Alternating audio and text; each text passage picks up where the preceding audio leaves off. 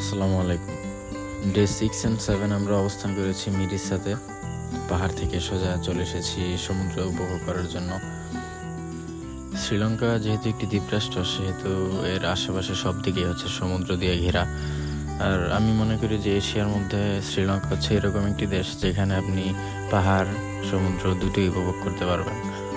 যদিও এই দেশটাকে কিছু মানুষ দেউলিয়া দেশ হিসাবে মনে করে, তবে একমাত্র আপনি নিজ চোখে দেখলেই বুঝতে পারবেন যে পাহাড় সমুদ্র আর সংস্কৃতি দ্বারা ভরপুর হচ্ছে শ্রীলঙ্কা। মিরিসাতে আমার বেশি ক্লিপ নেওয়া হয়নি, যতটুকু নিয়েছি সেগুলোই আপনাদের সাথে শেয়ার করলাম।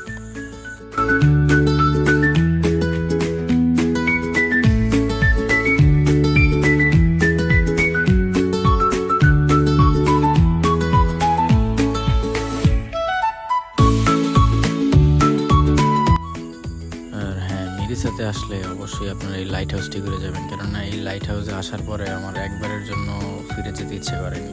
এটা খুবই রিফ্রেশিং একটা প্লেস।